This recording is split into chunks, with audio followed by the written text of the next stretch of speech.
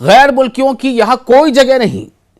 यह बहुत साफ और वाज़ेह अल्फाज में खामनेई की तरफ से बात कही गई है।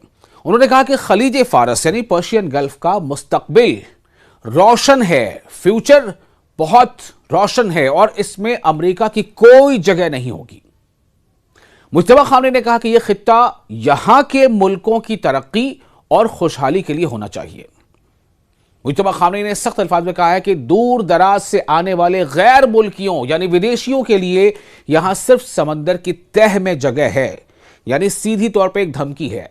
कहां जगह है उनके लिए? समंदर की तह में, at the bottom of the sea. ईरानी कौम की बेदारी। मुज्तबा खामनेई ने कहा कि ईरानी अवाम में एक जबरदस्त बेदारी आई है, अवेयरनेस आई है और लाखों लोग अपने मुल्क के लिए कुर्बान होने को तैयार है, क्योंकि उन्हें पता चल रहा है कि असल में हकीकत क्या है, कौन दुश्मन है, कौन दोस्त है, कौन सही मानों में ईरानी अवाम की भलाई चाहता है, कौन नहीं चाहता, और कौन यह चाहता है कि खित्ते में आपस में यकजहती बनी न रहे। मुज्तबा खामनेई ने कहा कि ईरान अपनी साइंसी, सनती और फौजी सलाहियतों को अपनी कौमी ताकत समझता है और इनकी हिफाजत करेगा। आबनाए हुर्मुज़ यानी स्ट्रेट ऑफ हुर्मुज़ का नया इंतजाम, the new management of strait of Hormuz, यह ईरान बार बार कहता रहा है। मैंने आपको इब्तदाइया में ही कहा, शुरू में आपसे बताया था कि ईरान का मौक़िफ़ पहले से यह था कि 28 फरवरी में जो अमेरिका और इसराइल ने हमला किया, अनप्रोवोक्ड एग्रेशन जो अमेरिका और इसराइल का था ईरान पर, अब उससे पहले की जो सूरत हाल थी स्ट्रेट ऑफ हुर्मुज़ की, अब दोबारा वैसी सूरत हाल नहीं होने वाली। अब ईरान स्ट्रेट ऑफ हुर्मुज़ को अपने काबू में रखेगा और वहां से गुजरने वाले जो भी जहाज होंगे अलग अलग मुल्कों के, उनको वो तहफ़्फ़ुज़ फराहम करेगा, उन्हें सेफ्टी और सिक्योरिटी की गारंटी लेगा, जमानत लेगा, जमानत बल्कि देगा, और उसके लिए जो वाजिबुल अदा फी हो सकती है अपने अंदाज में कहने के लिए, वो उन्हें अदा करनी होगी। क्योंकि इसके बहुत सारे पहलू हैं, माहौलियाती पहलू हैं या और भी दूसरे पहलू हैं। मुज्तबा खामनेई ने कहा कि ईरान स्ट्रेट ऑफ हुर्मुज़ को नए कवानीन के तहत चलाएगा ताकि खित्ते में यानी इस रीजन में अमन और तरक्की आए, अमन आए और तरक्की आए, यानी सेफ्टी हो, सिक्योरिटी हो और साथ ही साथ प्रॉस्पेरिटी हो। उन्होंने कहा कि इससे तमाम मुल्कों को फायदा होगा, तमाम देशों को फायदा होगा।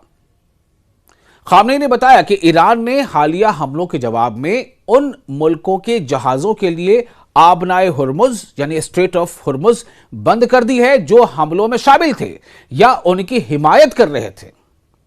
या तो जिन मुल्कों ने हमला किया था उनके जहाज यहां से गुजरने पर हमने रोक लगाई है, या जो हमलावर मुल्क हैं उनके मददगार मुल्कों के खिलाफ हमने ये पाबंदी लगाई है। अमरीकी नाकेबंदी पर नजर है और तंज किया है किसने? मैं आपको बता रहा हूं, बार बार आपसे कह रहा हूं कि बाकर कालिबाफ एक बड़ा नाम, बड़ा चेहरा, और जो अभी इस्लामाबाद में जो डेलीगेशन गया था कुछ दिनों पहले ईरान का, उस डेलीगेशन, उस वक्त की क़यादत भी बाकर कालिबाफ कर रहे थे। उनका कहना है कि अमरीकी नाकेबंदी पर उन्होंने तंज कसते हुए क्या कहा है?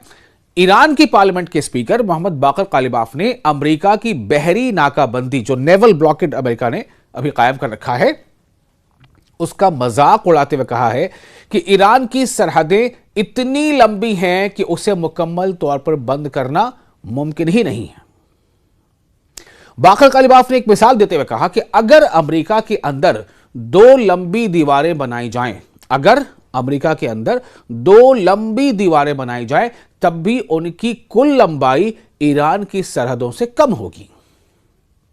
उन्होंने तंजिया अंदाज में कहा कि ऐसे मुल्क का मुहासरा करने की कोशिश पर नेक तमन्नाएं, ये तंज कसा उन्होंने। Wish you good luck. दरअसल अमेरिका ने 28 फरवरी के हमले के बाद ईरानी बंदरगाहों पर बहरी नाकाबंदी लगा दी थी, जिसे ईरान ने गैर कानूनी करार दिया है। ईरान की कुल जमीनी और समुद्री सरहदें तकरीबन 8,700 किलोमीटर हैं। एक बार फिर सुने, ईरान की कुल जमीनी और समुद्री सरहदें जो बॉर्डर है वो कितनी लंबी हैं? 8,700 किलोमीटर हैं, जिनमें खलीज फारस यानी पर्शियन गल्फ, खलीज ओमान यानी ओमान सी, ओमान सागर, और बहरे कैस्पियन शामिल है, कैस्पियन सी शामिल है। ईरानी सदर मसूद पजेश्कियान ने खबरदार किया है कि यह नाकाबंदी जंग को जारी रखने के बराबर है और इसे बर्दाश्त नहीं किया जाएगा।